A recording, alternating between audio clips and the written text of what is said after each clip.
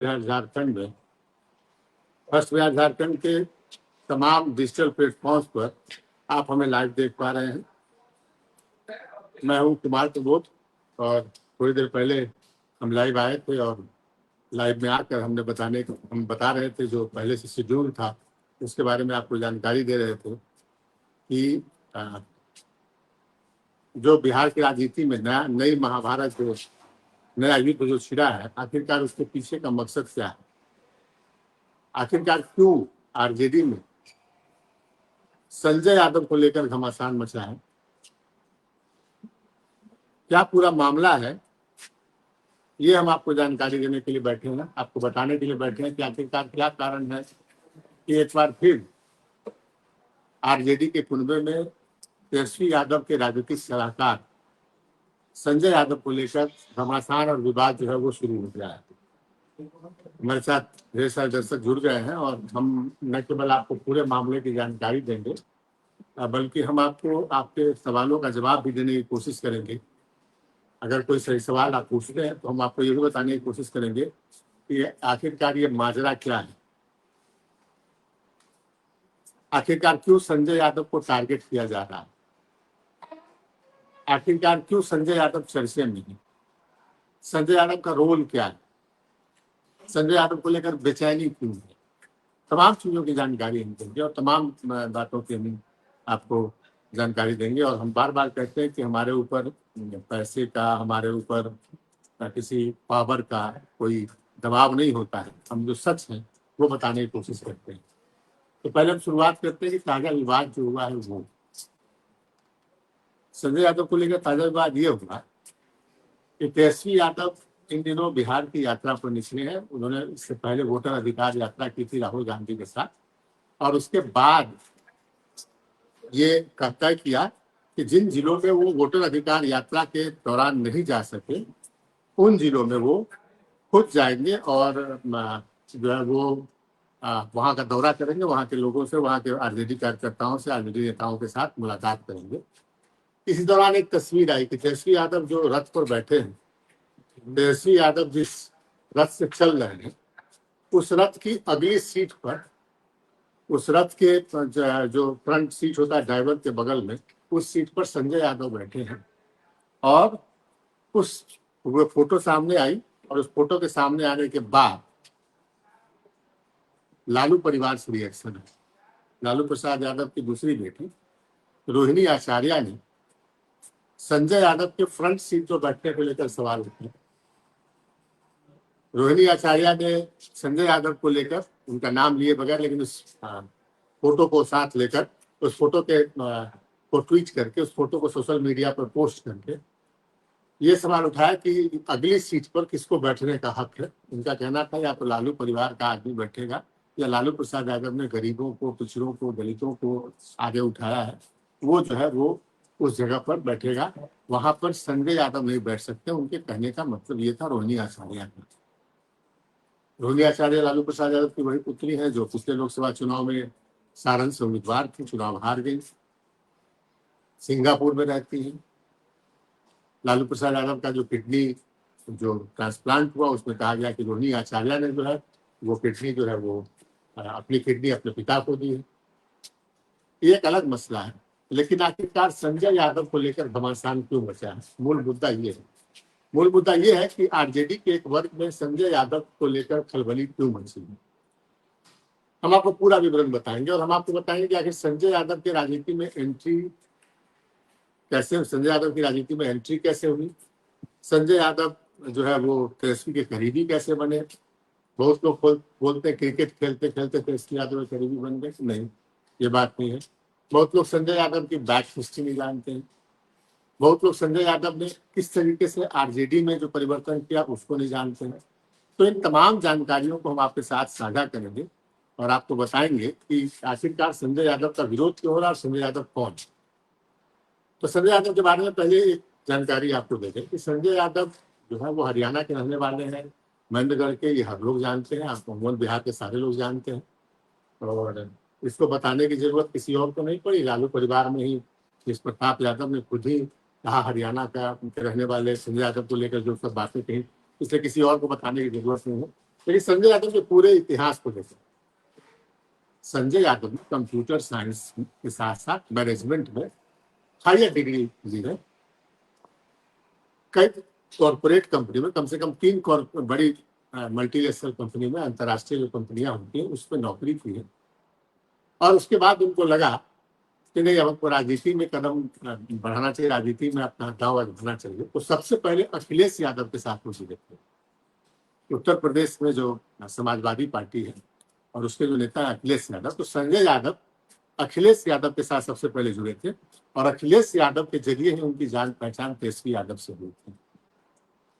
पहले तो ये समझिए कहीं क्रिकेट के मैदान में संजय यादव और तेजस्वी यादव की मुलाकात नहीं हुई थी, लेकिन संजय यादव तेजस्वी यादव से मिलने से पहले अखिलेश यादव के साथ काम कर रहे हैं।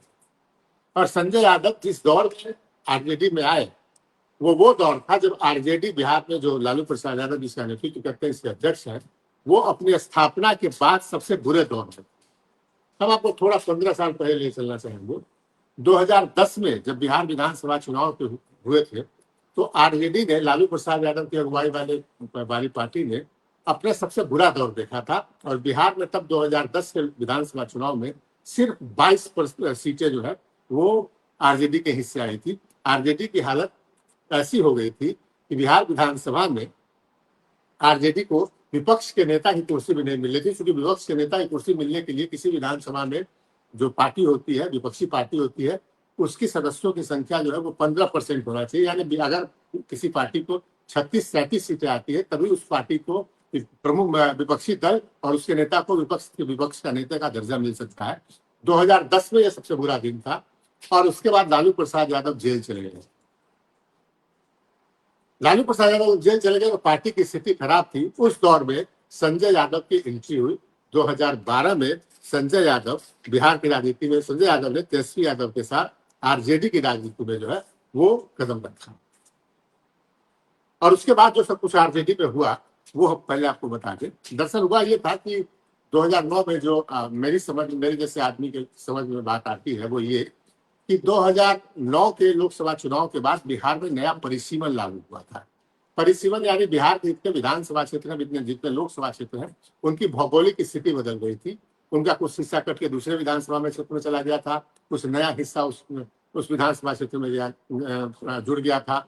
यानी पूरा बिहार के सारे विधानसभा क्षेत्र और लोकसभा क्षेत्र की भौगोलिक स्थिति और सामाजिक समीकरणों की स्थिति बदल गई थी। और लालू प्रसाद यादव जैसा धुरंधर खिलाड़ी 2010 के विधानसभा चुनाव में परिसीमन के बाद की परिस्थिति समझ, अगर आप हम समझाते हैं सरल शब्दों में कि एक विधानसभा क्षेत्र है दानापुर, तो लालू प्रसाद यादव को उस क्षेत्र की पूरी समझ थी। लेकिन नया जब परिसीमन लागू हुआ 2010 के चुनाव में और दानापुर क्षेत्र की स्थिति जब बदल गई, तो बदली हुई परिस्थिति में दानापुर में कौन सी जाति, कौन सा सामाजिक वर्ग जो है वो उसका वोट कितना है और उसका जो है उसका रोल कितना अहम होगा, इसको समझने में चूक कर गए थे लालू प्रसाद यादव। और इसका नतीजा था कि लालू प्रसाद यादव के पास MY, जिसका वोट अभी भी आप समझ सकते हैं कि MY का वोट अभी सरकारी जो आंकड़ा है उसके मुताबिक तकरीबन 32% वोट है। तो 32% वोट कम से कम अपनी झोली में रखने के बावजूद लालू प्रसाद यादव 2010 के चुनाव में बुरी तरह जो है वो गिरे थे। औंधे मुंह आप एक तरीके से कह सकते हैं गिरे थे। और औंधे मुंह इस तरह गिरे थे कि उनकी पार्टी को सिर्फ और सिर्फ 22 सीटें आई थी। और उसके बाद लालू प्रसाद यादव जेल चले गए थे और तब संजय यादव ने एंट्री मारी थी। और उसके बाद आरजेडी की जो स्थिति बदली वो आपके सामने। दरअसल संजय यादव को आरजेडी के अंदर लाया गया था कि वो उनका कंप्यूटर साइंस में वो उनकी डिग्री है उनके पास, तो कंप्यूटर साइंस में डिग्री वाले एक आदमी को ये लाया गया था। तेजस्वी यादव को उस समय ये लग रहा था कि हम युवाओं पर, वो दौर था जब तेजस्वी यादव क्रिकेट छोड़कर राजनीति की ओर कदम बढ़ा रहे थे और उनको ये लग रहा था 2012-13 के उस दौर में कि हमको युवाओं पर फोकस करना चाहिए। और वो दौर था जब युवाओं पर फोकस करने और सोशल मीडिया के जरिए युवाओं को फोकस करने ताकि प्लानिंग बिहार किसी पार्टी में नहीं थी। वो दौर था जब ट्विटर के बारे में जब नीतीश कुमार से चर्चा की जाती, नीतीश कुमार कहते थे कि क्या ये सब दिन भर छे करता रहता है। आज की स्थिति अलग है। नीतीश कुमार खुद अपनी सारी घोषणाएं उसी सोशल मीडिया प्लेटफॉर्म पर आकर कर रहे हैं। एक्स नाम हो गया है उसका।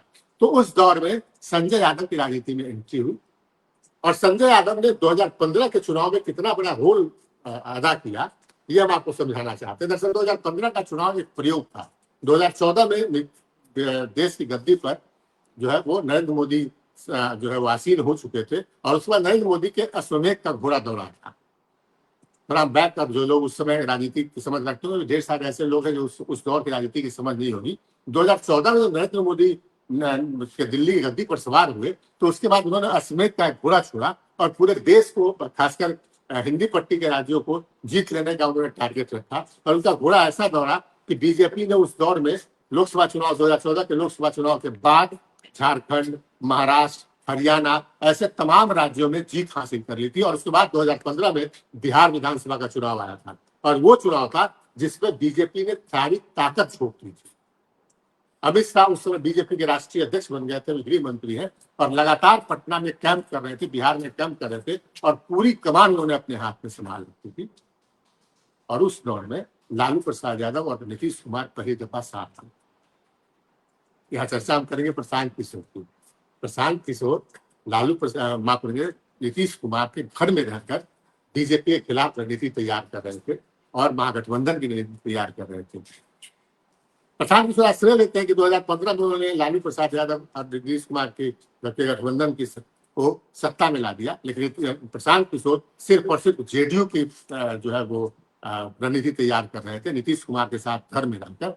और आपको हम बता दें कि उसके बावजूद, तमाम कोशिशों के बावजूद, जेडीयू का स्ट्राइक रेट जो है वो आरजेडी से खराब था। जेडीयू को आरजेडी से कम सीट आई, दोनों पार्टियों ने बराबर बराबर सीटों पर जो है वो चुनाव लड़ा था और हिस्सेदारी की थी।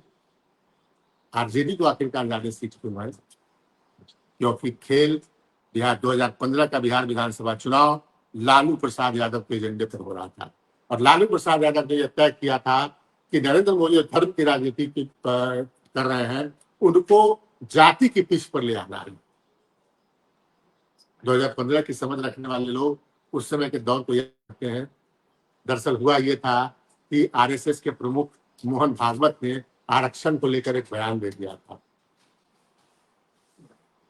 उन्होंने कहा था कि आरक्षण की समीक्षा होनी चाहिए, और इस मुद्दे को सबसे पहले जो है लालू प्रसाद यादव ने जो है वो इस मुद्दे को लपका, और उसमें सबसे बड़ी भूमिका थी संजय यादव की, जिन्होंने कहा कि अगर हम जाति की पिच पर नरेंद्र मोदी और अमित शाह को ले आते हैं तो यहाँ पर उनकी हार होगी। 2015 के इलेक्शन में बिहार में महागठबंधन की सरकार बनने का श्रेय प्रशांत किशोर अब खुद लेते हैं, लेकिन हकीकत ये थी कि वो चुनाव लालू प्रसाद यादव के एजेंडे पर हो रहा था। लालू प्रसाद यादव ने एजेंडा दिया था जाति का। मुझे याद है, मैं लालू प्रसाद यादव के सभाओं में जाता था उस समय, और तब मैं सुनता था लालू प्रसाद यादव कहे थे कि हमरे खटिया हमरे मछिया और हम ही करे प्रणाम शाह प्रणाम हुजूर। ये जो पूरा टोन था, इससे बीजेपी को जातीय पिच पर ला दिया था। नरेंद्र मोदी अपने आप को पिछड़ी जाति और का नेता बता रहे थे, पिछड़ी जाति में जन्म लिया हुआ व्यक्ति बता रहे थे। यादव की बात हो रही थी, जाति की बात हो रही थी, और इस पूरे माहौल का श्रेय अगर किसी को जाता है, हम उस चुनाव को बहुत क्लोजली जो है वो देख रहे थे, मॉनिटर कर रहे थे, और इस पूरे एजेंडे को बनाने का श्रेय जाता है किसी को, तो वो संजय यादव हो गया। 2015 में महागठबंधन की सरकार बन गई, ये संजय यादव, और उसके बाद उनका प्रभाव जो है वो बढ़ता गया।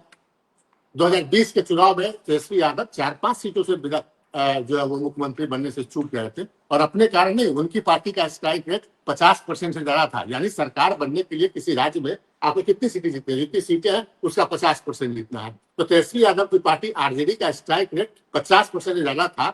यानी तेजस्वी यादव अगर अपने मुंह से चुनाव लड़े होते तो चुनाव जीत गए होते, बिहार के मुख्यमंत्री बन गए होते। लेकिन कांग्रेस पार्टी, जिसकी 70 सीटें जबरन सवार होके ली आरजेडी से, और सिर्फ 19 सीटों पर जीत हासिल कर सकी, जिसका स्ट्राइक रेट सबसे बदतर था, उसने तेजस्वी यादव को सत्ता से दूर कर दिया। और वो प्लानिंग किसकी थी? संजय यादव की प्लानिंग थी। तो संजय यादव का रोल समझा रहे हैं, संजय यादव की तारीफ नहीं कर रहे, संजय यादव के बारे में आपको बता रहे कि संजय यादव की प्लानिंग क्या होती। बिहार में किसी पार्टी ने अगर सबसे पहले सोशल मीडिया पर ध्यान दिया, सोशल मीडिया पर सबसे ज्यादा, आज आप सोशल मीडिया पर जाइए, किसी प्लेटफॉर्म से जाइए, और वहां पर देखिए कि तमाम संसाधनों के बावजूद बीजेपी जैसी पार्टी अगर किसी पार्टी से पिछड़ रही है तो उस पार्टी का नाम है आरजेडी। आप सोशल मीडिया पर जाइए और आरजेडी की क्या क्या एक निष्पक्ष विश्लेषण में कर रहा हूं, मैं ये नहीं कह रहा हूं कि इससे आरजेडी जीत जाएगी, मैं ये नहीं कह रहा हूं कि इससे आरजेडी हार जाएगी। मैं निष्पक्ष विश्लेषण कर रहा हूं कि अगर आप सोशल मीडिया प्लेटफॉर्म पर जाइए और देखें कि किसके सबसे ज्यादा फॉलोअर्स है, किसके सबसे ज्यादा फॉलोअर्स एक्टिव है, तो आपको नजर आएगा कि आरजेडी के फॉलोअर्स, आरजेडी के नेता, आरजेडी के समर्थक सबसे ज्यादा एक्टिव है, और इसका श्रेय जाता है संजय यादव। तो ये तमाम चीजें होने के बावजूद आपके देहन में ये बात समझ आ रही होगी कि आखिरकार संजय यादव को टारगेट क्यों किया जा रहा है। पहले तेज प्रताप यादव ने उनको जो है जो कुछ बोला, जयचंद, फिर हरियाणवी, या फिर जो उन शब्दों का प्रयोग हम नहीं कर सकते हैं कि रोहिणी आचार्य को ये लगा कि भाई ड्राइवर के बगल के सीट पर संजय यादव कैसे बैठे। वैसे उस घटना का ये मतलब है कि दरअसल तेजस्वी यादव उस वक्त अपने वो जो वैन है, उनका जो रथ है, उस रथ का एक हिस्सा है कि ड्राइवर और ड्राइविंग सीट, और उसके बगल में नेता बैठते हैं, और पीछे का हिस्सा है जहां पर वॉशरूम है और फिर सोफा लगा जहां पर नेता थोड़ी देर आराम करिए। तो तेजस्वी यादव उस समय अपने वॉशरूम के अंदर गए थे या फिर कुछ अपना दैनिक क्रिया से निवृत्त होने गए थे, और उस दौरान संजय यादव वहां बैठ गए ताकि कार्यकर्ता जो आ रहे हैं, जो नेता आ रहे हैं, उनको देखा जा सके, उनको समझा जा सके। तो ये वाकया था, और उस थोड़े देर के क्लिप को, फोटो को जो वायरल किया गया, उसका मकसद क्या है, उस पर इतनी हाई तौबा मचाई गई, आखिर उसका मकसद क्या है, ये हम आपको समझाने बैठे हैं। दरअसल हमको चाणक्य की बात याद आती है। आप देखेंगे, ये हमारे स्क्रीन पर देख रहे हैं, ये वीडियो देख रहे हैं आप, और देखेंगे इसमें संजय यादव बैठे हैं, और संजय यादव पर जो है वो उन पर जो है सवाल उठाए जा रहे हैं। ये वीडियो और फोटो देख रहे हैं आप, जो संजय यादव बैठे हैं उस रथ पर, जिस रथ पर, और बाद में फिर इस विवाद के बाद आप देखेंगे कि और नेता जो है, शिवचंद्र राम और दूसरी नेत्री जो है, वो तेजस्वी यादव के रथ में, बिहार अधिकार यात्रा है, इस रथ की अगली सीट पर बैठे। तो ये तमाम पार्टी है, ये तमाम वीडियो है जो हम आपको दिखा रहे हैं। लेकिन अब असल मुद्दे पर आते हैं, और असल मुद्दा ये है कि आखिरकार संजय यादव को जो है वो टारगेट क्यों किया जा रहा है। चाणक्य की बात याद आती है। हमारी धरती पर, बिहार की धरती पर, मगध की धरती पर चाणक्य ने राजनीति को लेकर, अर्थशास्त्र को लेकर जो ज्ञान दिया, वो कितने सदियों बाद भी वो मौजूद है, वो जो है उसका महत्व है। चाणक्य ने कहा था कि किसी राजा को अगर कमजोर करना हो, किसी शासक को कमजोर करना हो, तो शासक पर निशाना साधने से पहले उसके इर्द गिर्द रहने वाला सबसे मजबूत व्यक्ति पर निशाना साधो। राजा खुद ब खुद कमजोर हो जाएगा। चाणक्य की इस एक लाइन में हजार मतलब छिपे हैं कि आखिरकार संजय यादव को टारगेट क्यों किया जा रहा है, और फिर खासकर लालू परिवार द्वारा क्यों टारगेट किया जा रहा है। दरअसल जब पावर किसी परिवार के साथ पास आता है, जब आप देखेंगे ये विवाद कोई आज का यहाँ का विवाद नहीं है। आप देखेंगे कि आप देखेंगे आंध्र प्रदेश में एक जमाने में एनटी रामाराव जो है वो बड़े नेता हुआ करते थे, तो उनके पत्नी और उनके दामाद, उनके बीच जो है विवाद हुआ, और आखिरकार जो है वहां पर चंद्रबाबू नायडू जो है वो उत्तराधिकारी बने। ढेर सारी जगहों पर आप देखेंगे कि वाईएसआर कांग्रेस जो है वो जगन मोहन रेड्डी, वहां पर उनके परिवार में विवाद है।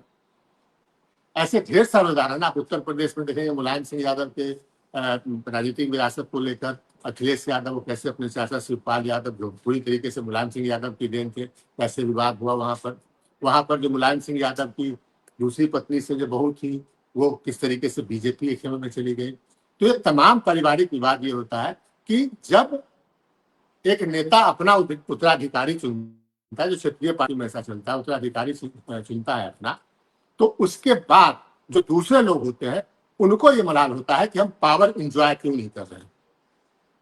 संजय यादव के पीछे विवाद की कहानी ये है कि पावर एंजॉय करने की जो लालसा है लालू परिवार के दूसरे सदस्यों में, वो पूरी नहीं हो रही है।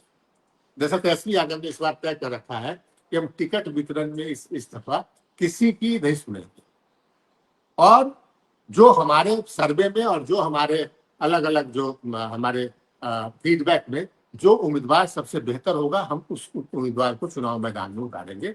और तेजस्वी यादव के लिए ये चुनाव जीवन मरण का सवाल है। तेजस्वी यादव ये जानते हैं कि अगर जो है वो अगर इस बार हम सत्ता में ना आए तो शायद अगली बार के लिए हमारी राह और बहुत ज्यादा कठिन हो जाएगी।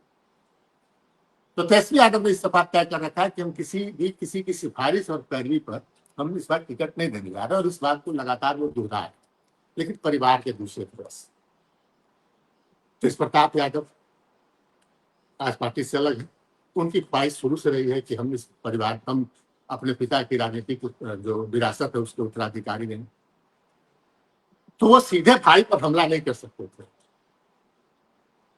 लालू प्रसाद यादव ने तेजस्वी यादव को अपना उत्तराधिकारी बनाया, तो सीधे तेजस्वी यादव को वो जो है वो हमला नहीं कर सकते थे, लिहाजा उन्होंने संजय यादव पर निशाना साधा।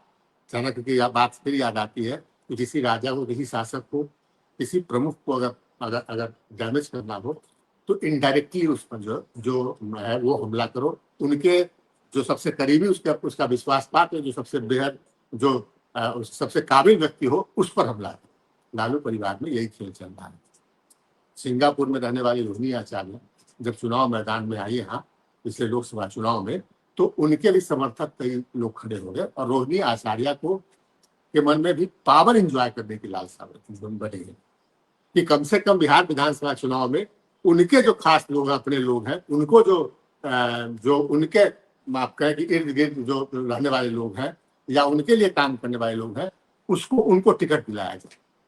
लेकिन तेजस्वी यादव ने इस बार नो एंट्री का बोर्ड लगाया। लालू प्रसाद यादव के अलावा तेजस्वी यादव, निजी बातचीत भी हमारी होती है और जो सोर्सेज जानकारी मिलती है, लालू प्रसाद यादव के थोड़े बहुत हस्तक्षेप के अलावा तेजस्वी यादव इस दफा टिकट वितरण में किसी का हस्तक्षेप नहीं मानने जा रहे हैं और पूरी तरीके से सबको खारिज कर रखा है। चर्चा ये भी है, और जो अंदर की खबरें हमारे पास है, कि लालू प्रसाद यादव ने कहा है कि इस बार उम्मीदवारों का चयन तेजस्वी यादव खुद करेंगे। लालू प्रसाद यादव ने चुनाव आयोग को ये लिख कर दे रखा है कि हमारी ओर से या तो हम फैसला लेंगे या तेजस्वी प्रसाद यादव फैसला लेंगे, यानी चुनाव आयोग के समक्ष भी तेजस्वी प्रसाद यादव की जो कद है, जो रुतबा है, वो पार्टी अध्यक्ष के बराबर है।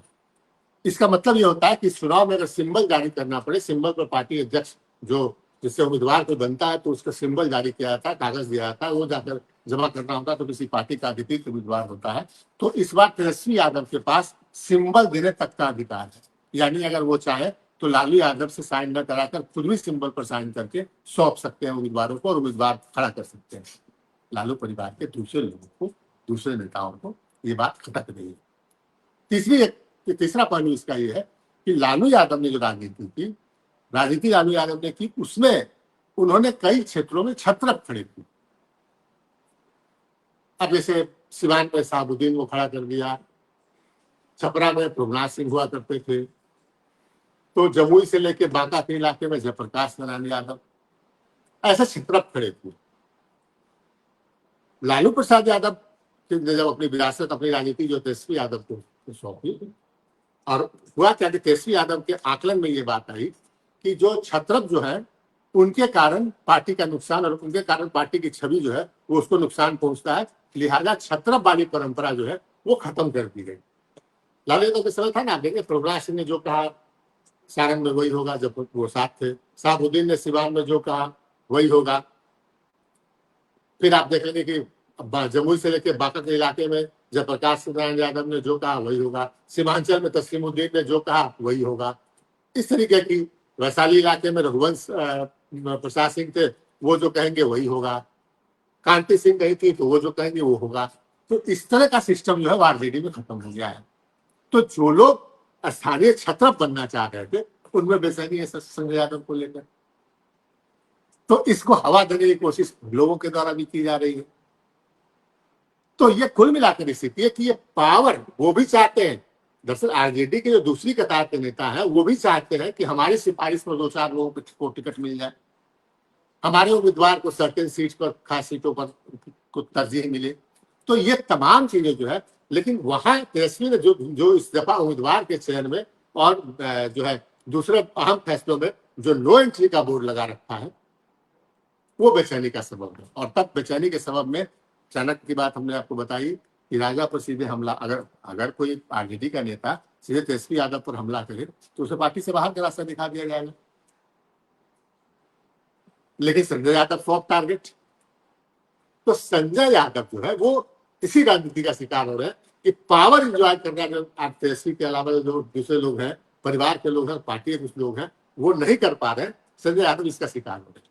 संजय यादव का भी इस कारण भी आलोचना हुई कि वो बिहार से राज्यसभा के सदस्य चुन लिए गए, हरियाणा के हैं, बिहार से राज्यसभा के सदस्य चुन लिए गए। भैया, बिहार एक ऐसी जगह रही है जहां पर विभिन्न पार्टियों में, अभी आप देखेंगे तो जेडीयू में झारखंड के रहने वाले खीरू महतो एमपी हैं। उससे पहले जेडीयू ने कर्नाटक के रहने वाले अनिल हेगड़े को राज्यसभा, माफ करें, खीरू महतो राज्यसभा सांसद है। इससे पहले जेडीयू ने कर्नाटक के रहने वाले अनिल हेगड़े को जो है वो बिहार में जो है वो बिहार से राज्यसभा सांसद बनाया।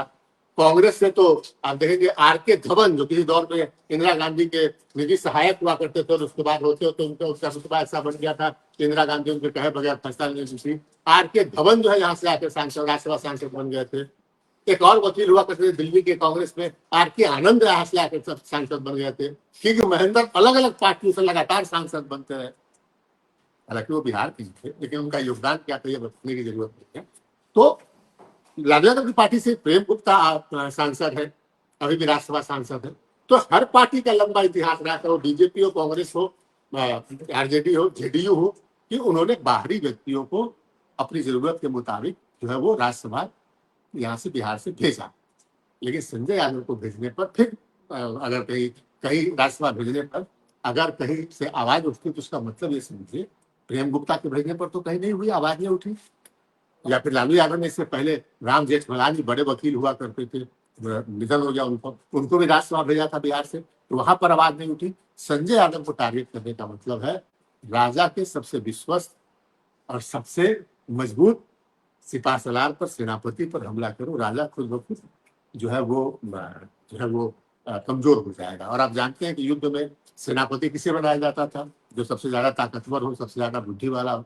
तो तेजस्वी यादव ने संजय यादव को ताकत दे रखी है, सेनापति भी बना रखा है। तो संजय यादव पावर जो शेयरिंग नहीं हो पा रहा है आरजेडी परिवार में या आरजेडी के दूसरे नेताओं के बीच, इस कारण निशाने पर है। अब संजय यादव तो कितना फायदा हुआ तेजस्वी यादव को नहीं हुआ, ये हमने आपको बताया कि संजय यादव उस दौर में थे जब आरजेडी के पास सिर्फ 22 सीटें थी। हमने आपको बताया कि संजय यादव उस दौर में थे जब लालू प्रसाद यादव जेल में थे, तेजस्वी यादव राजनीति में कदम रख रहे थे, और तेजस्वी यादव की एक इमेज बना के थे, जो कुछ भी इमेज है तेजस्वी यादव, उसमें संजय यादव का बड़ा रोल रहा है। और आज संजय यादव आरोपों में घेरे में है।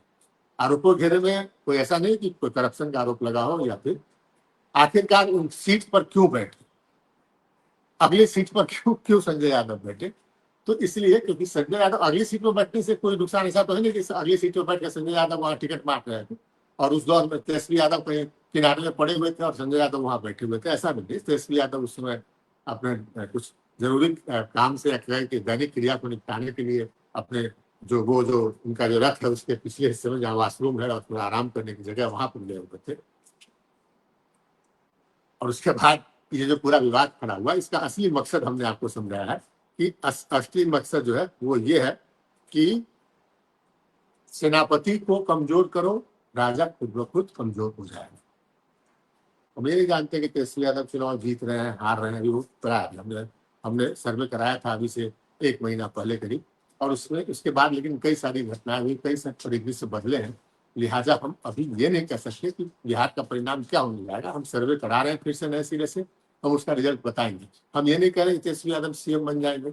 वहां भी जो महागठबंधन है वहाँ ढेर सारे विवाद है, और ढेर सारे विवादों के बीच जो है वहाँ पर कांग्रेस से आरजेडी का टिकट जो है वो सीट शेयरिंग फाइनल नहीं हो पा रहा है। आरजेडी कांग्रेस के बीच कई सीटों को लेकर घमासान है। मुकेश सहनी एक मैटर है जो कह रहे हैं हम 60 सीट लेंगे, डिप्टी सीएम का पद चाहिए। CPI-ML जो है उसकी महत्वाकांक्षा कुछ और है। तो भी ढेर सारे मसले महागठबंधन के अंदर है, लेकिन उसी बीच तेजस्वी यादव को टारगेट करने की पूरी कोशिश की जा रही है, और उसको प्रत्यक्ष नहीं की जा सकती है, तो अप्रत्यक्ष जो है वो आप उसको कोशिश की जा रही है। तो ये कुल मिलाकर जो है संजय यादव के पीछे ही कहानी है। और फिर जो है वो हमने कहा था कुछ जो है वो अगर कोई सवाल हो तो सवाल का जवाब हम देंगे, लेकिन ऐसा सवाल हम देख नहीं पा रहे हैं। कोई वो कह रहे हैं कि रेसर सुमित की तेज प्रताप और रोहिणी के एक साथ आने से कोई डैमेज भी होगा। रोसर सुमित जी, हमको नहीं लग रहा है कोई डैमेज होगा। आप उसको अलग वे में ले सकते हैं, लेकिन मुझे नहीं लग रहा है कि कोई बड़ा डैमेज होगा। तेज प्रताप यादव कुछ सीटों पर भले ही उसको आप कह सकते हैं कि कुछ चुनिंदा सीटों पर दरअसल यादव वोटर जो है और या फिर जो महागठबंधन का वोटर है वो इतना मूर्ख नहीं रह गया, इतना आप जितना कोई समझता है उतना मूर्ख है नहीं। वो मूर्ख नहीं है, वो जानता है कि हमारा वोट जब बिखराव होगा तो इसका असर क्या होगा।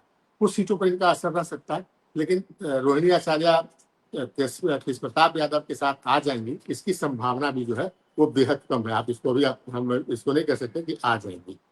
और ढेर सारे जिंदाबाद मुर्दाबाद ऐसे ऐसे। अब शनिराज सिंह पूछ रहे हैं मोकामा से आरजेडी का किसको टिकट मिलेगा। भाई हम टिकट वाला बात बताते नहीं, लेकिन आपको बता देंगे मोकामा सीट आरजेडी के किसी सहयोगी पार्टी के हिस्से में जा रहे हैं।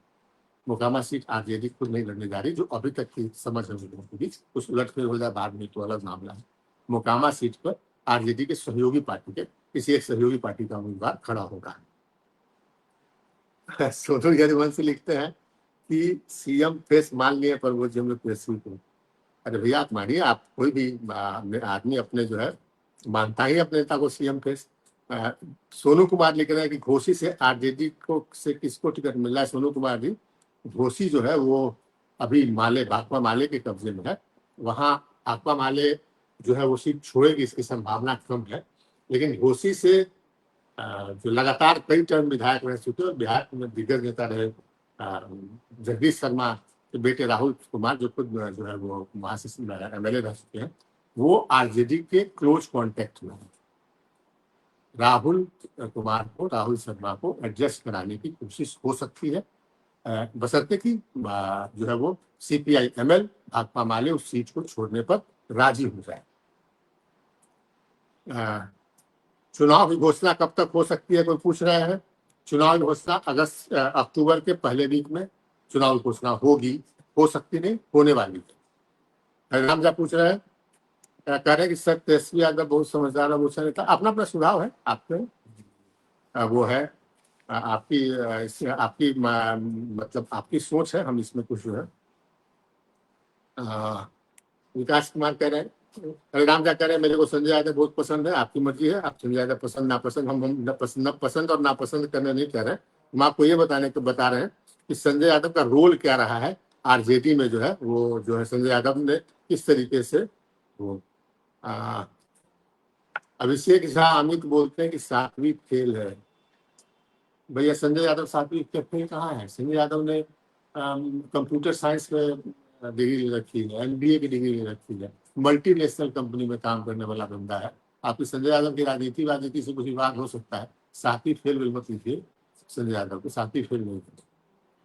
और भाई खजौली से किसको टिकट मिलेगा, पुरखा विधानसभा से किसको मिलेगा। भाई टिकट वाली बात मैं करता नहीं हूँ, टिकट अभी अभी अभी बहुत क्लियर है। और टिकट यकीन मानिए हम आपको बता रहे हैं और ये दावे के साथ बता रहे हैं कि आरजेडी ने अभी अपने उम्मीदवारों के को लेकर कोई फैसला तक नहीं लिया है, चर्चा तक नहीं की है। आरजेडी का सीधा ये है कि पहले कांग्रेस से जो है वो जो सीटों का बंटवारा हो जाए, उसके बाद उम्मीदवारों का एक मुश्त जो है वो घोषणा कर देंगे। आरजेडी ने किस तरीके से उम्मीदवार चुनना ये तय कर रखा है, लेकिन कौन उम्मीदवार होगा नहीं। उन्होंने सामाजिक समीकरण साधा है और बहुत कुछ बदला हुआ जो आपको परिदृश्य इस बार नजर आएगा आरजेडी के टिकट वितरण में। आप देखेंगे, हम आपको बताएंगे, समय रखते बता देंगे, पहले बता देंगे। जयंत जयकर लिख रहा है कि नीतीश कुमार के 10,000 रुपए देने से क्या चुनाव में फायदा मिलेगा। देखिए ये बिहार की जनता है, ये बिहार की जनता के बारे में कहा जाता है कि बड़ा से बड़ा दुख भी जो है वो छोटे से छोटे सुख के लिए भूल जाती है। जैसे कहीं सरकारी लापरवाही के कारण बांध टूट जाए और भीषण बाढ़ आ जाए और भीषण बाढ़ से भारी तबाही मचे, फसल खराब हो जाए, घर टूट जाए, तो जनता को तबाही नहीं याद रहती, उसके बाद मिलने वाला जो 5-10 हजार रुपया होता है ना, वो याद रहता है कि सरकार ने हमको 5,000-10,000 रुपया दे दिया। तो 10,000, लेकिन नीतीश जी ने देने का सिस्टम लगाया है वो बड़ा उसमें गड़बड़ झाला है। और जो अफसरशाही है बिहार की, वो 10,000 रुपया जो है लोगों तक पहुंचने देगी, इसमें बड़ा सख्त डाउट हो रहा है अभी। क्योंकि आज हम जो आपसे बात कर रहे हैं तो 19 सितंबर है और ये सितंबर में निपटा लेने का प्लान था, इसमें गड़बड़ झाला होने वाला है। देखना होगा कि इसका कितना लाभ मिलता है, ये विश्लेषण बाद में करेंगे। और ये सब जो है पूरा मामला है। सवाल महागठबंधन और एनडीए में मुकाबला होगा, शहर में एक तरफ होगा। अब अलग मामला है। और राजेश कुमार बबलू यादव लिखते हैं कि आपका क्या कहना है, लालू जी से अच्छा स्ट्रेटजी करता है संजय यादव। भाई ऐसा है, लालू जी की स्ट्रेटजी अच्छी होती है, नो डाउट। तो लालू जी अपनी स्ट्रेटजी पर 2010 का, हम तो फैक्ट ना आपके सामने, लालू जी अपनी स्ट्रेटजी पर 2010 का चुनाव लड़े थे और 2010 में उनकी पार्टी को 22 सीट आई थी। और 2015 में लालू जी की स्ट्रेटजी थी, लेकिन एक कैटालिस्ट होता है, जब वैज्ञानिक प्रक्रिया होती है ना, आप देखेंगे रासायनिक प्रक्रिया होती है, कैटालिस्ट होता है जो प्रतिक्रिया में शामिल न हो तो प्रतिक्रिया की गति को बढ़ा देता है। तब संजय यादव का रोल वैसा माने कि लालू जी ने कोई बात कही, उस बात को आम लोगों तक पहुंचा देना, एम्पलीफाई कर देना किसी तरीके से, संजय यादव का रोल वहां है। जब लालू जी से तुलना संजय यादव को कैसे की जा सकती है? लालू यादव, मेरा पर्सनल मानना रहा है कि लालू यादव, आप अच्छाई बुराई सब कुछ हो सकता है, लेकिन लालू यादव, आप कह लें कि पिछले 50 सालों में लालू यादव इतना बड़ा जनाधार वाला नेता बिहार में कोई नहीं हुआ। लालू यादव अपनी कुछ गलतियों के कारण सत्ता से हटे, अन्यथा उनके इतना बड़ा जनाधार वाला नेता बिहार में और कोई नहीं हुआ। 50 साल की बात मैं कर सकता हूँ, मैंने देखा है, पढ़ा है, सुना है। राजीव कुमार पूछ रहे हैं कि नीतीश जी का सचमुच मानसिक स्थिति ठीक नहीं है, आपको भी ऐसा लगता है क्या? भैया नीतीश जी की मानसिक स्थिति क्या है ये हम क्या बताएं आपको, आप तो खुद देख सकते हैं। हम बोलेंगे सरकार मेरे ऊपर एक केस कर दी। आप लोग को जानकारी नहीं है कि हमने एक खबर चलाई नीतीश कुमार के बारे में कि नीतीश कुमार ने अपने खुद बयान दिया था कि 2005 से पहले लड़कियां कपड़ा पहनती थी क्या। नीतीश जी का वो बयान हमने चलाया तो बेगूसराय पुलिस ने हमारे 2 रिपोर्टर्स पर केस कर दिया। नीतीश जी का बयान चलाने में, अपना कुछ नहीं किया उसको। आपको दुनिया में ऐसा उदाहरण नहीं मिलेगा कि नीतीश जी का बयान चलाने पर हमारे 2 लोगों पर केस हो गया, हमने अपने कोई बात नहीं, और उसको एसपी तक में ट्रू कर दिया उस केस को। न्यायालय लेकिन जीवित है, हमको हाई कोर्ट से उस कोर्ट पर स्टे मिला है, तो पुलिस को किसी ये स्थिति है। अब उसमें बुलवाना चाहते हैं, आप क्या चाहते हैं, एक आध 2 केस और मेरे ऊपर हो जाए, तो ये स्थिति है। रेसर सुमित पूछ रहे हैं कि चिराग बाबू और मांझी जी का क्या स्टैंड है? दोनों एनडीए के साथ नहीं, कोई ऑप्शन है, कोई ऑप्शन नहीं है। दरवाजा इधर महागठबंधन में एडजस्टमेंट का कोई रास्ता नहीं है। और आपको लगता है कि चिराग पासवान और जीतन राम मांझी दोनों अपने केंद्रीय मंत्री का पोस्ट छोड़ देंगे? किस दुनिया में है भाई साहब, नहीं छोड़ने वाले हैं। तो ये तमाम बातें थी, ढेर सारे सवाल आपके हैं और सवालों का जवाब हम देना चाहते हैं, लेकिन समय बहुत हो चुका है और इसलिए फिलहाल हम विदा लेते हैं। अभी हमें दीजिए इजाजत, नमस्कार।